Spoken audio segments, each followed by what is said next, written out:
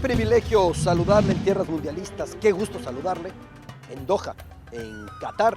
Latitud Qatar número 13.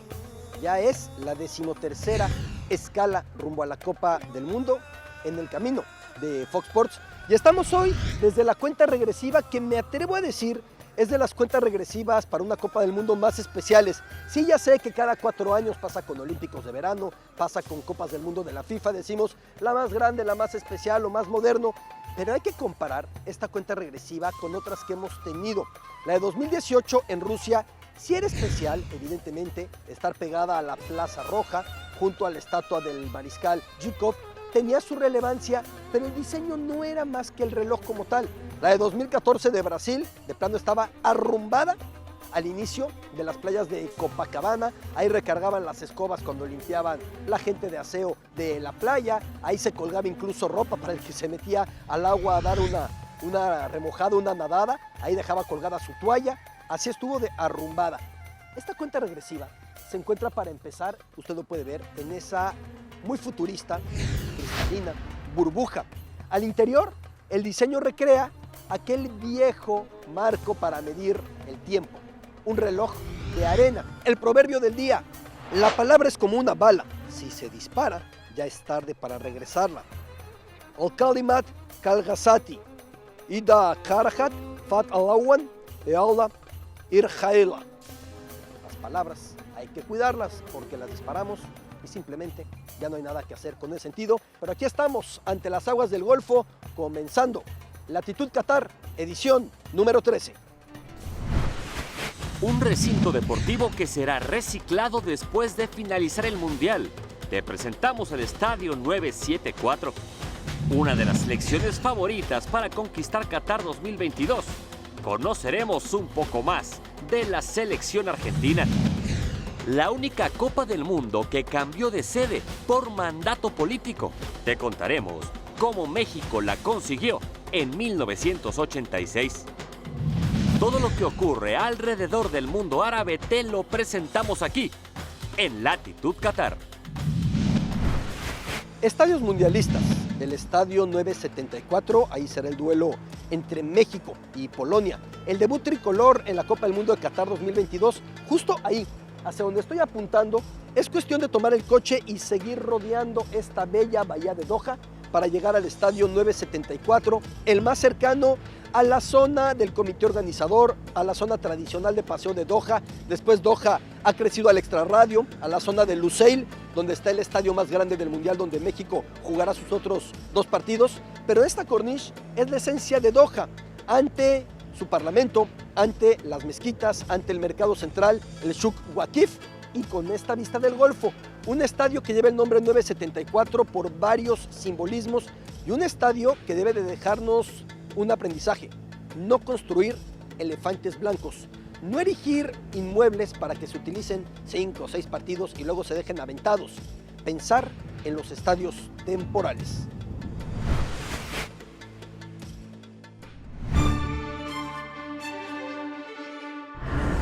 En tiempos en los que los estadios se suelen construir en zonas remotas, muy alejadas de las ciudades, el estadio 974 se ha erigido en el punto más céntrico del país anfitrión. Frente al Museo Nacional de Qatar, en plena bahía de Doha, nos sorprende su muy singular, diría yo, irrepetible diseño. Y es que por muchos motivos, el escenario en el que va a debutar la selección mexicana, el tricolor, enfrentando a Polonia en este mundial, es diferente. Hecho de 974 contenedores, precisamente 974, el número que sirve como prefijo telefónico para llamar a Qatar, y también el 974, que es un estadio provisional. It was challenging even during the design development, so we had to think a lot and develop a dismantling strategy from day one. Let me try to understand, what's the meaning of the shipping container for Qatar? Why a shipping container? Well, even because of the location of this venue and as it used to be a former industrial location and the headquarters of Qatar Petroleum, but with the concept of using a temporary venue, the shipping container, because it's easy to move, easy to transport, was the perfect choice for us even to. Así que los contenedores fungen como homenaje a la frenética industrialización de Qatar a su máxima vocación marítima, navegante, a su creciente exportación precisamente saliendo por los mares en esta península, a su conexión con el mundo desde esta bahía. Estos contenedores en amarillo y verde, 974 contenedores en total, para un estadio que puede desmontarse en un lapso de 11, 12 meses y remontarse en otro país, en otra ciudad, en otro continente, donde sea, en un lapso también de un año o un poquito más. Es la diferencia, que este estadio no se va a convertir en un elefante blanco, tendrá una utilidad una vez que sea desmontado y pueda vivir varias mudanzas. Todo en el Estadio 974 es lujo y glamour. Sus vestuarios, sus rincones más recónditos, sus palcos y gradas, sus túneles e intestinos que ya tomará el equipo mexicano abajo y la afición mexicana en las gradas. Será muy raro volver a Qatar tras la Copa del Mundo y en tan visible punto de la bahía de Doha no toparse con esta especie de Lego de 974 contenedores conformando el estadio, ejemplo de la nueva visión que acaso ya deben incluir los megaeventos deportivos, no dejar regados escenarios que apenas se han utilizado por unas semanas, más bien que sea provisional, lo que no se necesita a mediano o largo plazo. Héroes deportivos del mundo árabe. Ruth Jebet, nacida en Kenia, emigró a Bahrein siendo muy pequeñita y con Bahrein, luego de una larga disputa para poder representar a esta isla ubicada en el Golfo, señalando, está en ese sentido, por el Golfo, la isla de Bahrein, consiguió el oro en los Juegos Olímpicos de Río 2016, primer oro en la historia de la nación bahreini. Ruth Jebet, en Héroes del Deporte Árabe.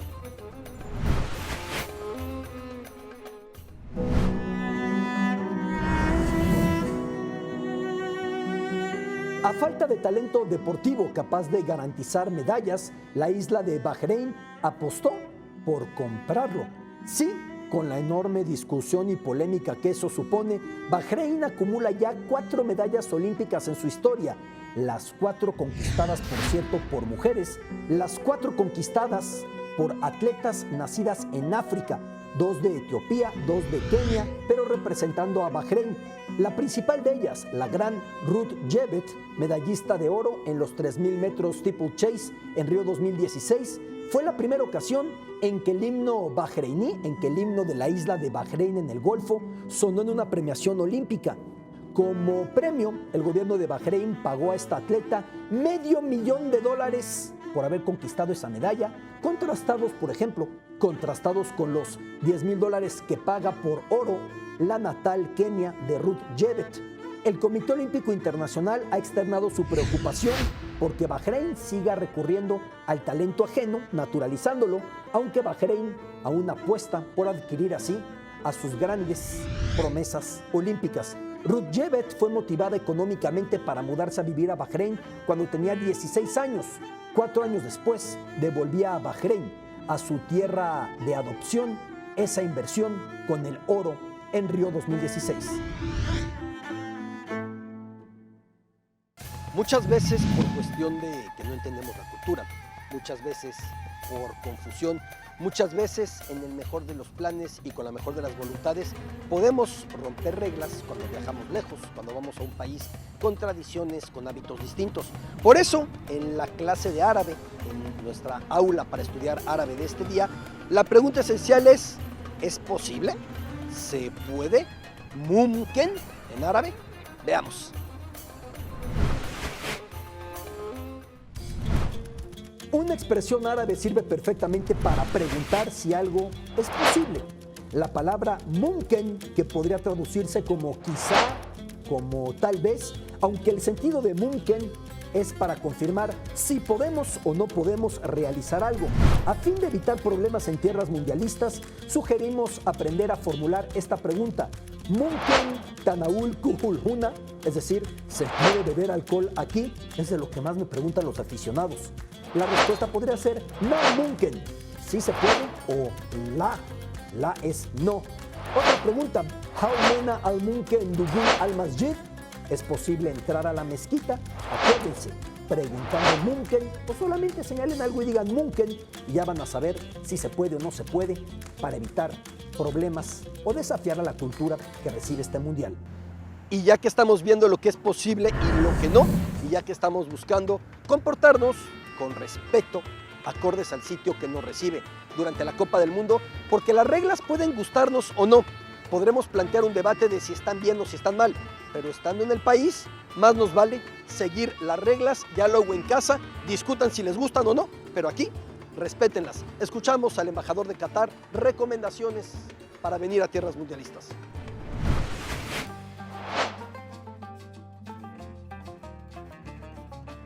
Como dice, necesita descubrir el Zócalo. Necesita entrar dentro, verlos. Tenemos tiendas, tiene montañas de especies y hay colores y hay tantas especies por el carne, por el pescado o por el pollo. Cada uno es diferente. También tenemos las dunas en el sur de Qatar. Son hermosas. Puedes ir arriba las dunas y directamente abajo al mar. El mar muy azul y el agua, la arena es muy blanca. Nos vamos a una pausa, tenemos mucho más de la historia de la Copa del Mundo, de los héroes que la han hecho grande, genial, los genios del balón, mucho más de la cultura árabe, de letras, de cine, de comida, de Qatar, de preparativos. Aquí, en Latitud Qatar, episodio número 13.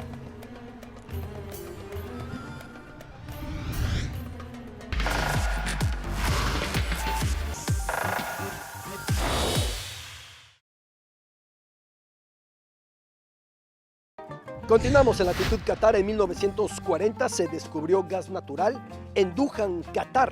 Hoy dispone este emirato de la tercera mayor reserva tras Rusia e Irán. Su reserva de gas equivale al 12.5% del mundo. Esa es la dimensión de la riqueza en términos de gas de Qatar. Copas del mundo, genios del balón, el maravilloso Giuseppe Meazza da nombre al estadio de Milán siempre y cuando, sí y solo sí, juega ahí el equipo nero-azzurro. Cuando juegue el Milan, le dice San Siro, como al barrio. Este fue el gran Giuseppe Meazza, Pepino.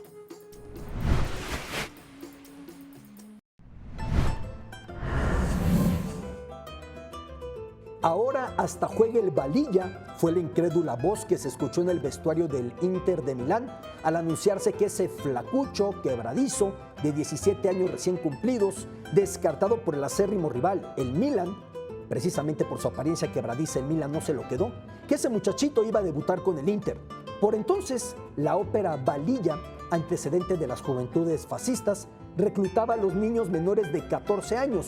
El apodo Balilla por siempre quedaría atado a ese muchachito, Giuseppe Meazza, llamado Pepino o a su gusto Pepín en dialecto milanés. La evolución de Meazza, huérfano tras morir su padre en la Primera Guerra Mundial, no tendría límite y por siempre el Milan iba a lamentar haberlo rechazado. De hecho, a la fecha, inclusive el Milan llama a su estadio San Siro como el barrio y no como el Inter que le llama Giuseppe Meazza, quien fuera su gran estandarte antes rechazado por los rossoneri. Pepín Meazza era tan elegante como ágil y contundente, tan certero en ataque como más centrado en años, ya después, desde la media ofensiva, tan fino que se mantiene en el calcio el adjetivo gol a la Meazza cuando alguien hace una genialidad. Bohemio, amante de la noche, fumador, renuente a que se le encasillara tácticamente, solamente a Giuseppe Meazza se permitía hacer lo que quisiera bajo el severo rigor estratégico del seleccionador italiano Vittorio Pozzo en el Mundial del 34 y luego en el del 38. Los dos conquistados por Italia, con Giuseppe Meazza como máxima figura. Antiguamente, o más bien en origen, los principales restaurantes se colocaban en torno a esta corniche en torno a este malecón, este paseo marítimo que rodea la bahía de Doha, la bahía de la capital catarí. Al paso del tiempo, con el crecimiento de esta ciudad, ya se han ido instalando en más puntos de la ciudad, en el Souk Waqif, el mercado, en Lusail, donde se encuentra el estadio principal del Mundial. Ahí será la final, ahí conoceremos al campeón. Pero hablando de restaurantes y hablando de comida, buen provecho. Veamos.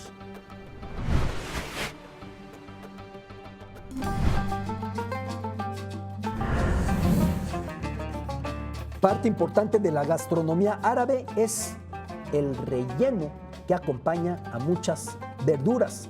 Ya hemos visto antes en Latitud Qatar las hojas de parra, infaltables en el mundo mediterráneo y árabe, aunque algo parecido se puede hacer dentro de varios vegetales.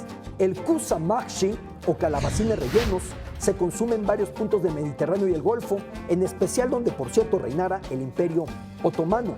El relleno es de arroz revuelto con cordero molido, acompañado de perejil y acaso hoja de menta, algo de cítricos. Existen muchas alternativas vegetarianas, pero ese es el clásico. Cambia de país en país la salsa que lo adereza, que lo sazona. En Qatar suele ser y queda sabrosísimo con salsa de tomate y cúrcuma, aunque también existen variantes, sobre todo en Líbano, con salsa de tamarindo. Muchas veces también en Qatar estas calabazas rellenas, calabacines rellenos, llevan en el interior pescado con arroz. Por cierto, también son deliciosas las berenjenas rellenas. La actualidad de la Copa del Mundo, la actualidad de este Mundial de Qatar 2022, las novedades, la actualización, todo lo que sucede. Adelante, la información. Andrés Islas.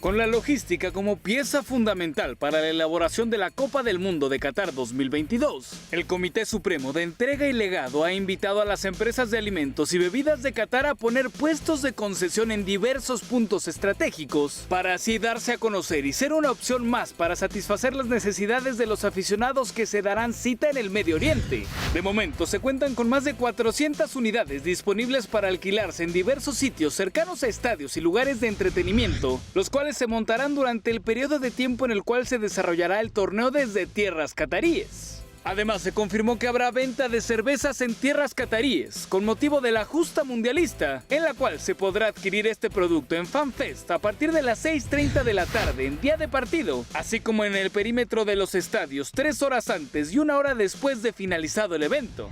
Cabe destacar que dentro de los partidos será venta de cerveza sin alcohol y por último, en lugares privados con licencia habrá alcohol durante todo el día.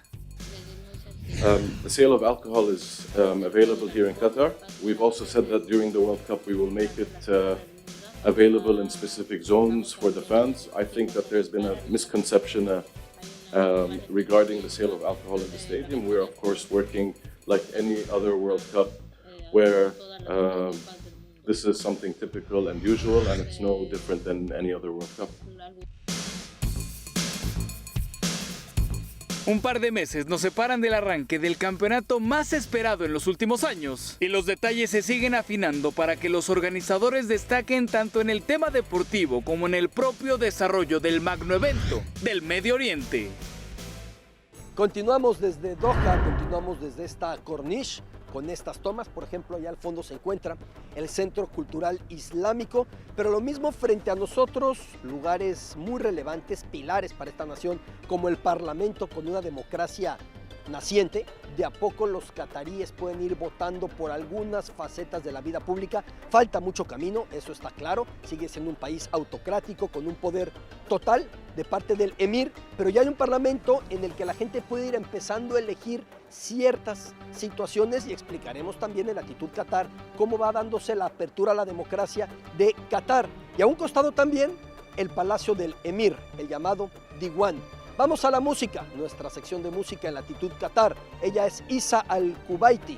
Veamos y escuchemos.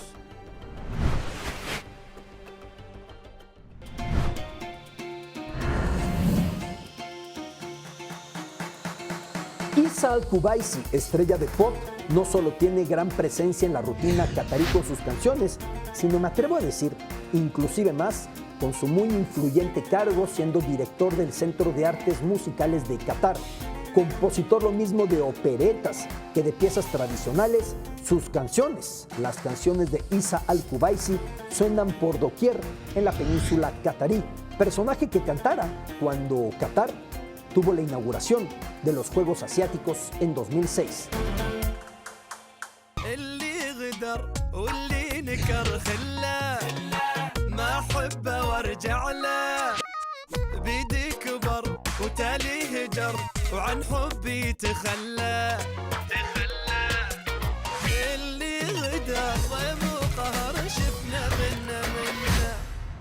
Abrimos una pausa en Latitud Qatar, regresamos con mucho más de las Copas del mundo árabe, de la cultura qatarí y de cuanto rodea al Mundial 2022, aquí en Fox Sports, Latitud Qatar, 13ª escala.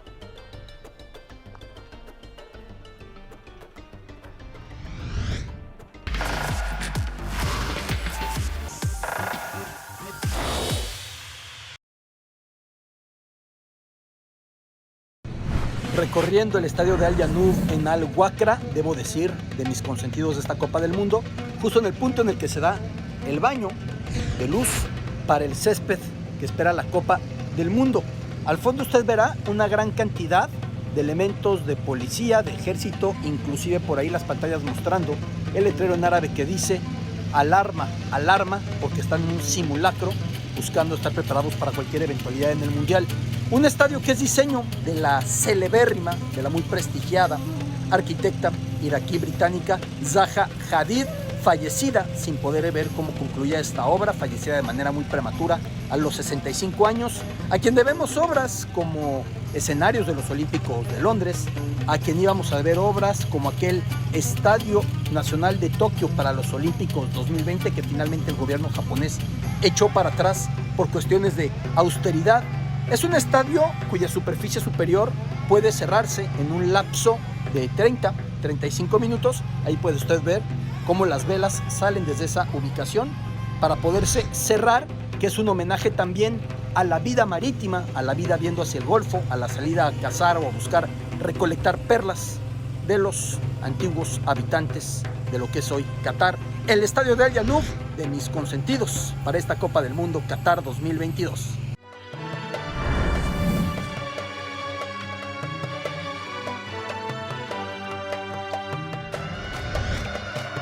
De regreso en Latitud Qatar y de regreso ahora frente a la Shura, frente al Parlamento. Explicar. A fines del año 2021, por primera ocasión, hubo elecciones en Qatar.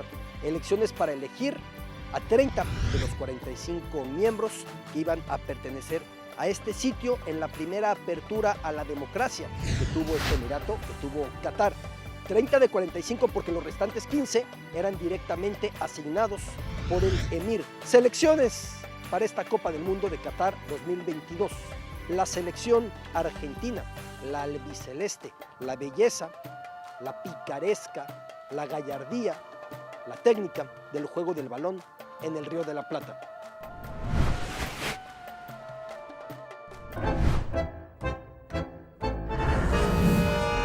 Una extraña relación. En 1806, un tal Thomas Hogg intentó tomar, formando parte de las tropas británicas, Buenos Aires en el entonces virreinato español del Río de la Plata. Invasión en el marco de las muy sangrientas guerras anglo-españolas, invasión que sería repelida. 61 años después, ya en 1867, su hijo, Thomas Hogg Jr., colocaba un anuncio en un periódico de Buenos Aires de habla inglesa, The Standard, convocando a quien quisiera a reunirse con el propósito de elaborar normas y reglas para partidos de fútbol, a jugar en la cancha de cricket durante el invierno. Se solicita la asistencia de todas las personas interesadas. Aunque era tan reciente la creación de las reglas del fútbol moderno, apenas 4 años antes en Londres, que cuesta saber lo que los muchachos encabezados por Thomas Hogg Jr. terminaron jugando, pero ese fue el primer partido de fútbol en Sudamérica, en Argentina, en Buenos Aires.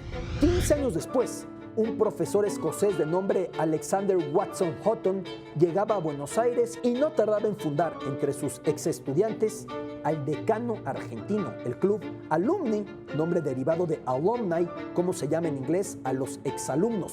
La película Escuela de Campeones de 1950 trata sobre ese histórico momento que muchos atribuyen a ese Alexander Watson Houghton haber llevado el primer balón a Argentina. Él fue el padre de nuestro fútbol. Lindo gringo. Hace 70 años que llegó de Edimburgo. 70 años. El fútbol crecería exponencialmente en este país y sería, digamos, el pegamento para amalgamar a una nación que veía crecer exponencialmente su población con migraciones masivas desde distintos puntos del planeta, empezando por el sur de Italia. De ahí vendría el apodo favorito para Boca Juniors, Ceneice, genovés, dicho en dialecto liguriano. Si el béisbol, por ejemplo, unió al mosaico estadounidense, otro país de inmigrantes, el fútbol amalgamó al mosaico argentino. Muy pronto, en los años 40, una severa crisis. Primero, pleito entre dos federaciones de fútbol y después, huelga de futbolistas con las grandes estrellas argentinas como Alfredo Di Stéfano emigrando a la Liga Colombiana, que por entonces no estaba reconocida por la FIFA.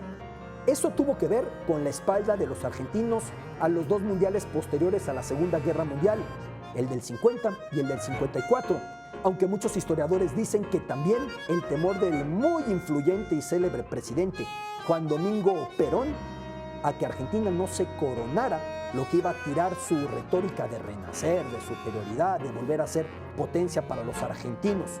Cuando Argentina regresó a los mundiales en 1958, fue para ser goleada, fracaso replicado en Chile 62, aunque en el 66 tuvo una buena actuación y nació la rivalidad contra Inglaterra mucho antes de lo que vendría en los 80 con la Guerra de las Malvinas. La absurda expulsión en el duelo de cuartos de final Inglaterra-Argentina del gran Antonio Ubaldo Ratín, según el árbitro porque lo vio feo. Molesto Ratín fue presionado por la policía británica para que se retirara y las gradas inglesas gritándole animal, además el seleccionador inglés Alf Ramsey negando a sus jugadores que intercambiaran uniformes con los argentinos. Para el 78, el mundial en su casa en Argentina, se recibía al planeta en un país en dictadura. Goles que darían a este pueblo cierta alegría en momentos de zozobra, aunque a la vez servirían para maquillar, para legitimar a una junta militar que torturaba, que mataba, que desaparecía a escasos metros del estadio de River.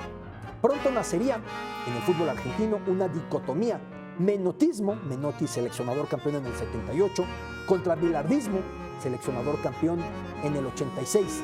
Nada raro en un fútbol impregnado en la cultura argentina, quizá como no sucede en ningún otro país, en tango, en cumbias, en rock, en literatura, en la vida diaria de un país cuyo 90% clama ser aficionado a un club de fútbol.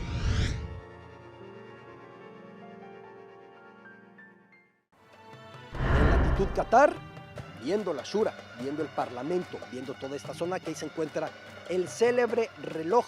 Todo el mundo le dice la Clock Tower, la torre del reloj, es un punto muy céntrico ante la Corniche, ante el paseo marítimo. Vamos a sus figuras históricas.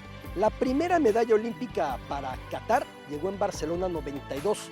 Al tercer intento, Qatar había debutado en Juegos Olímpicos de verano, apenas en Los Ángeles 1984. 8 años después, Mohamed Ahmed Sulayman conseguía una medalla en los Juegos de Barcelona.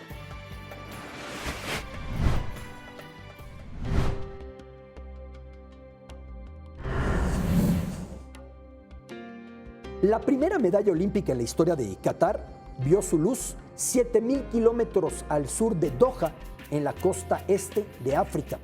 Mohamed Ahmed Sulayman había nacido en una familia líder de tribu en Somalia, aunque eso no impidió que en la adolescencia tuviera que emigrar, que dejar su tierra para salvar su vida en medio del cruel conflicto bélico que asolaba a este país. La adaptación a Qatar del niño Mohamed Ahmed Sulayman fue rápida, precipitada en gran medida por su enorme talento atlético. Acudió muy joven, adolescente, a los Olímpicos de Seúl 88, experiencia que le sirvió para en Barcelona 92 quedarse con el bronce, primera medalla olímpica en la historia de Qatar, apenas en los terceros Juegos de Verano a los que el Emirato envió representación.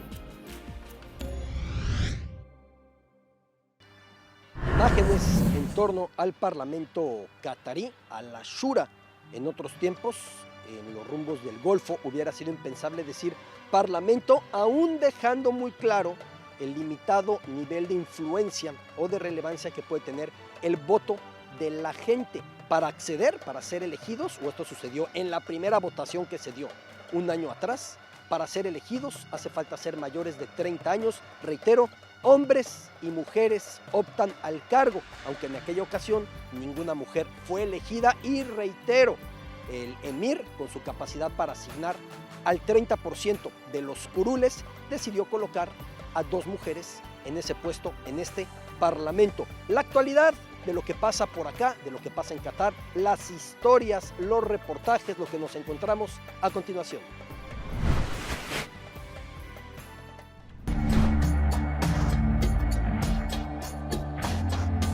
El origen mismo del término kafala en el Islam ya deja clara esta problemática. Kafala, palabra utilizada para un marco similar a la adopción, acto en el que un padre recibe a un niño en su familia, aunque sin darle los mismos derechos que al resto de sus hijos y sin mayores responsabilidades que a sus descendientes. Como otros 400,000 bangladesíes, como 700,000 indios, 400,000 nepalíes, como 1.2 millones de trabajadores en la actualidad, Abdul Abduqudus llegó de Bangladesh a Doha persiguiendo su sueño catarí. Para eso requirió que un kafil, según la traducción, padre adoptivo o dueño, patrocinara su llegada a Qatar y lo empleara tal como funcionaba el régimen de la kafala. Before, we had too much difficulties. If kafala, you cannot change the company, or you cannot change your job because of the kafil. Means my owner who is coming give me visa, because it's very difficult that time. If he want he don't want to work or he have not work here, he can send back to my country and cancel my visa also. But right now, To keep you from going, you can... I cannot do anything. I can go. I have to go my country back. But right now, it is not. But if kafil don't want me, if my owner, those who are coming to me here, if they don't want, but okay, fine. If I get another job, and I can change my job also easily. Before, the kafil don't give the salary well. They forced me to work, lot of work, because maybe 12 hours, 13 hours, 15 hours also they push me to work, and they not give salary well. But that I'm worried. What can I do? Because I'm waiting for the money. So, okay, let's see. This month is not giving. Next month, hopefully, I hope they give money. I have a lot of my friends are like that. They don't give money like 1 hour, 1 year, 2 years. And after finish, maybe he going to the police and nothing. And then he goes back to their home country. Los migrantes eran invisibles para la ley, su pasaporte confiscado como propiedad del kafil, sujetos a los que se imponía cualquier condición de vida y trabajo sin que pudieran protestar u opinar. En 2020, Qatar fue el primer país de la región que abolió la restricción de salida. Trabajador que así lo desee ya puede viajar de vuelta a su país cuando lo decida. Lo mismo, una serie de importantes cambios. Strictly, the observation that they should be give their right salary, minimum salary, pay there, and every month they should pay. El salario mínimo en Qatar se fijó en una cifra cercana a los $300 estadounidenses, un avance para muchos, aunque insuficiente con el elevado costo de vida en esta península. Our salary, is very difficult, it's very low, so one person is in Doha, so everything is very expensive, so it's very difficult to survive here, Easily you can get the visa here, the working visa is available. That's why they're coming here and they're trying to change their life. But ultimately, maybe I think 3%, but 4% also not success in their life, in the Middle East life, Un camino, el de los derechos laborales en Qatar, al que falta larguísimo trecho, camino impactado de dos formas por el Mundial. Se estima que 6.500 trabajadores han muerto en esta península desde 2010, cuando Qatar recibió la sede mundialista. Al mismo tiempo, una luz, la caída de la kafala, difícilmente se hubiera acelerado como sucedió sin los reflectores atraídos por la Copa del Mundo de fútbol. La Clock Tower de Qatar por mucho tiempo estuvo colocada junto al puerto, de ahí que se le viera como la entrada, entendiendo que además esa torre pues tiene sus puertas por los cuatro costados. Sin embargo, fue mudada años atrás ante muchas críticas de los locales que les gustaba su lugar de origen. Fue construida en los años 50, antes de que Qatar fuera un emirato independiente, tiempos todavía del protectorado británico. De facto, Qatar ya tenía mucho poder y su familia, la familia del emir, ya tenía mucho poder, pero en aquel momento no se marcaba como independiente. Eso pasó a inicios de los años 70. Y viendo esa torre del reloj de Doha, esa Clock Tower de Qatar, vamos con la siguiente película, Clockwise.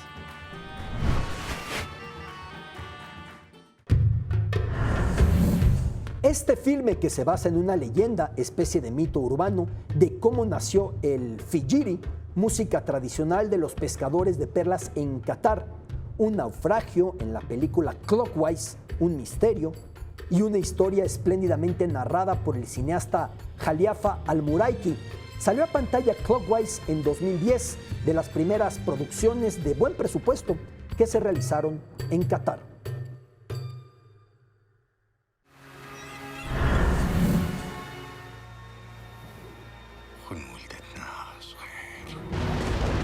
قوم يا ولدي قوم Bueno,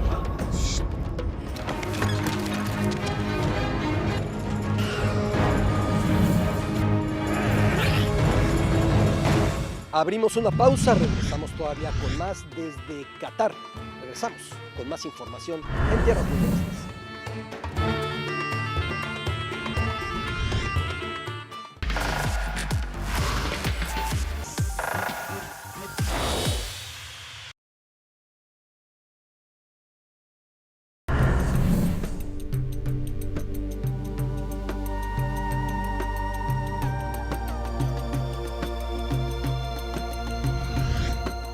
De vuelta en latitud Qatar, de vuelta ahora, seguimos en la zona de la Corniche, seguimos muy cerca de esa cuenta regresiva de la Copa del Mundo, seguimos pegados al Parlamento, pero ahora con la vista de la mezquita Shukuf, esta mezquita que es de las más antiguas en Qatar.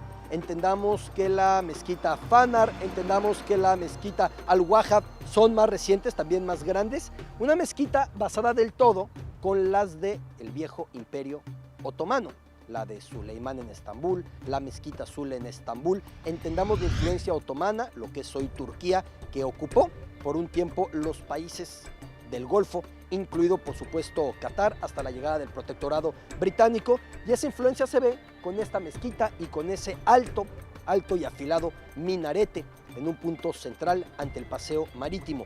Las Copas del Mundo y este recorrido, el único mundial que tuvo que ser modificada su sede. Con los Juegos Olímpicos ha pasado en muchas más ocasiones los cambios por cualquier sentido. Con el Mundial de Fútbol solamente con 1986, de Colombia a México.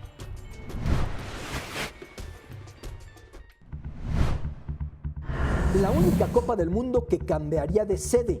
El Mundial había crecido a 24 selecciones a partir de España 82.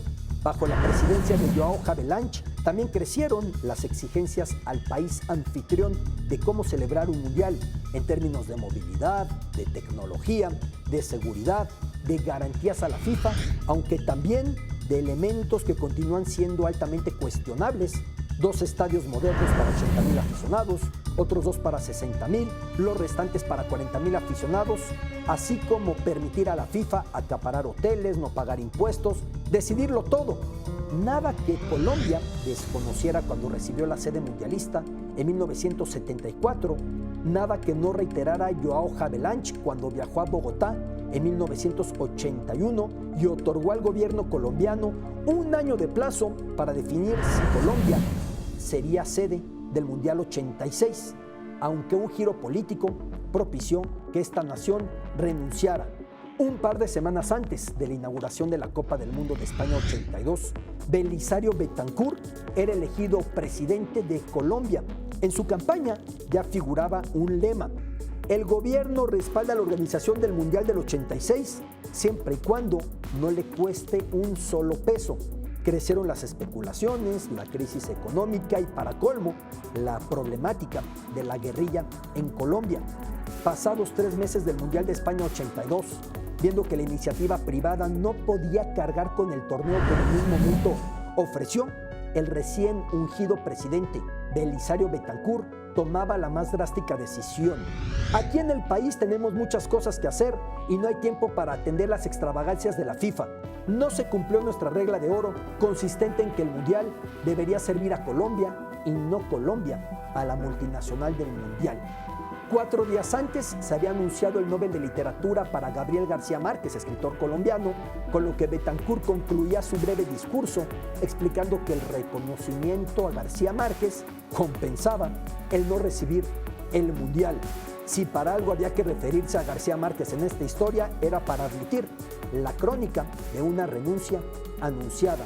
El sueño del dirigente colombiano Alfonso Senior sucumbía.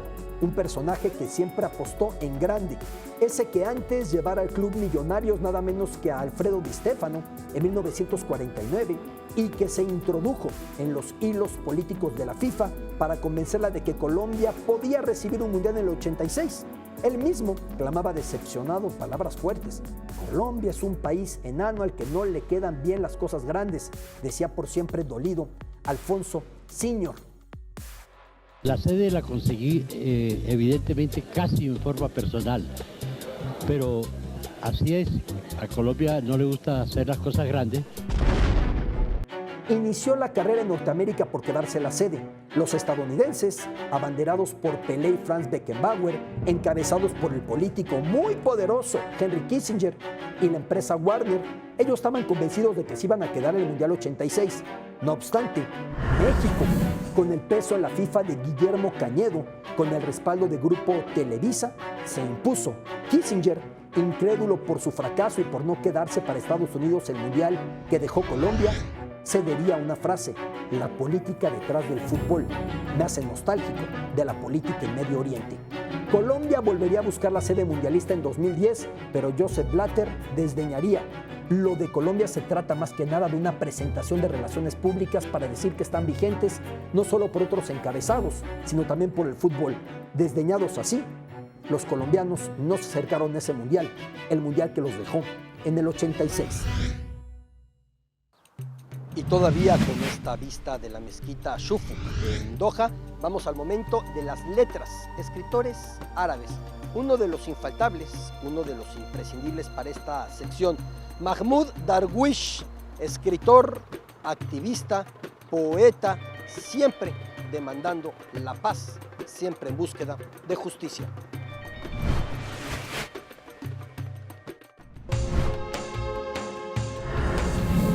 El poeta palestino más importante, en la obra de Mahmoud Darwish nos acercamos al concepto de patria, desarraigo, refugiados, crisis, incluso a un momento de amor que tuvo con una pareja judía. De hecho, en el gobierno israelí hubo recientemente un debate por la petición de incluir en el programa escolar poemas de Darwish. A ese grado la dimensión histórica de este escritor, a ese grado su relevancia. En los versos de Mahmoud Darwish se lee el conflicto, el afán de paz, la ácida y muy lacerante crítica a los fallidos procesos por alcanzar la paz entre palestinos e israelíes. El poeta, fallecido en 2016, explicaba: el fútbol es un espacio para respirar, que permite a una nación fragmentada reunirse alrededor de un punto en común. La selección mexicana rumbo a la Copa del Mundo de Qatar 2022, lo que rodea al equipo tricolor, las especulaciones, las exclusivas al estilo de mi querida sombra del Tri, Rubén Rodríguez. Mi querido Beto, amigos de Latitud, no hay fecha que no se cumpla y bueno, prácticamente con maletas listas. ¿Por qué? Porque mañana la selección mexicana de fútbol estará viajando hacia tierras de Estados Unidos, Los Ángeles y después San José, California, para después estar en Pasadena. ¿Qué tan importante fue la lista que vimos hace unos días? Esta es la base de la selección mexicana.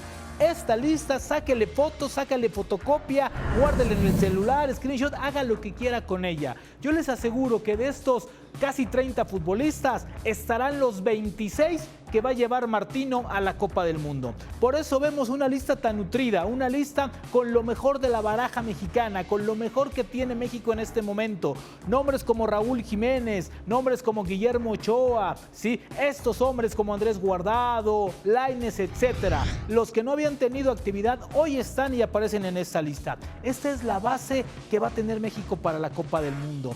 El que no esté en este listado no va a aparecer en ninguno más. Esta es la base de la selección mexicana. De aquí nadie se sube más, nadie se baja más y ojalá no haya lesiones. A buscar quién podría ser el sustituto de Tecatito Corona en caso de que no se suba, porque futbolísticamente no va a estar. La gran oportunidad la tiene Alexis Vega, que creo que es el indicado. Mi querido Beto, huele a Qatar. Apesta ya a Qatar. Nos vemos la siguiente semana. Y todavía con esta imagen de la mezquita ante la Corniche, hacemos este paseo para que vean que todo está pegado en esta sección de Doha. Hemos visto la cuenta regresiva para el Mundial, hemos visto el Parlamento, hemos visto la mezquita, hemos visto la bahía de Doha, la bahía que da paso precisamente al malecón de la Corniche. Y ahora ya estamos en el interior del Souq Waqif, en la sección del mercado central, que es para cuestiones de halcones, entendiendo la relevancia que tiene el halcón para la cultura catarí. Ya lo hemos mostrado en otras ocasiones en esta latitud, pero hicimos el recorrido para que vieran la cercanía, porque la arquitectura es completamente distinta. De hecho, aquí es un espacio más cerrado, allá estaba del todo abierto, frente a la mezquita y frente al Parlamento. Controversias y polémicas de cara a este Mundial.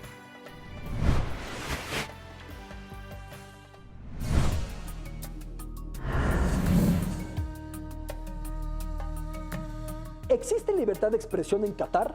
En principio, mucho más que en algunos de sus vecinos en Arabia Saudita, como por ejemplo Irán o incluso Bahrein. Sin embargo, una década atrás, el poeta qatarí Mohammad Al-Ayami fue encarcelado, acusado de injuriar al emir e incitar a un cambio de régimen en sus versos. En 2016, luego de 5 años preso, este escritor sería liberado bajo profundas presiones de organizaciones de todo el mundo. Por esos años se formuló una ley que penalizaba con 3 años de prisión a quien compartiera contenidos que amenazaran al régimen. En 2020, Amnistía Internacional acusó a Qatar de elevar sus medidas represivas y punitivas en materia de libertad de expresión, periodo en el que estuvo vetado dentro del Emirato el acceso al medio en inglés local Doha News.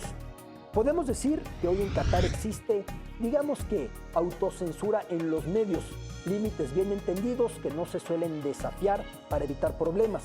Entre los extranjeros de Qatar, vale la pena decirlo que son la mayoría, solo el 12% en Qatar son qataríes. Es común que se hable abiertamente de todo, siempre que las críticas queden solo en mera conversación en la mesa o en la banqueta.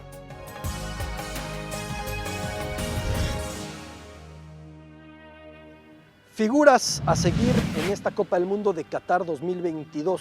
Cristiano Ronaldo se va a convertir en un 5 copas, como en su momento el pionero, que fue Antonio La Tota Carvajal, el entrañable y maravilloso portero mexicano, como lo fue después Lothar Matthäus, el alemán, desde 1982 en España, cargando la Copa FIFA en el 90, hasta Francia en 98, como lo fue nuestro Rafa Márquez, el Kaiser de Michoacán, el gran Rafael Márquez, y como también lo buscan Andrés Guardado, Memo Ochoa, Lionel Messi, Cristiano Ronaldo en latitud Qatar.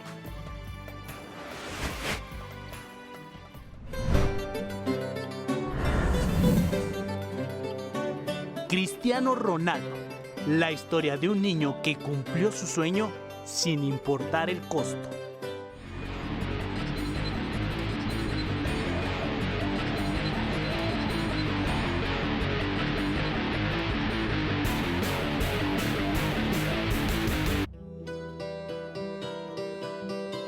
Cuarto hijo de una familia portuguesa empobrecida y que su padre lidió con el alcoholismo. La familia de Cristiano incluso pensó en abortar al futbolista a causa de su precaria situación. El alcoholismo de su padre lo llevó a una falla renal de la cual no pudo recuperarse, y esa es la razón por la que el portugués no consume alcohol. Pero su sueño era ser futbolista, el cual lo llevó a dejar su pueblo de Madeira para incorporarse al Sporting Club en Lisboa. A diferencia del resto de niños, Cristiano no podía volver a casa durante vacaciones o sus cumpleaños por la difícil situación económica de su familia. De hecho, estuvo cerca de perder su carrera como futbolista a causa de una taquicardia.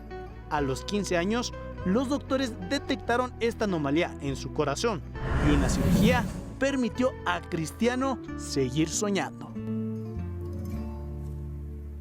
Todas esas vicisitudes forjaron su carácter y el hambre de triunfo que lo llevó a ser el máximo goleador a nivel selecciones. Es decir, no hay un solo futbolista que tenga más goles que él para su país. En 2016, junto a sus compañeros, conquistó la primera Eurocopa de Portugal y es el primer ganador de la UEFA Nations League. Al momento, tiene 8 casas de lujo, está construyendo su casa para el retiro y tiene un imperio inmobiliario tasado en $60 millones. Sin mencionar que tiene aseguradas sus piernas por más de 100 millones. Ese es Cristiano Ronaldo, una de las figuras a seguir en Qatar.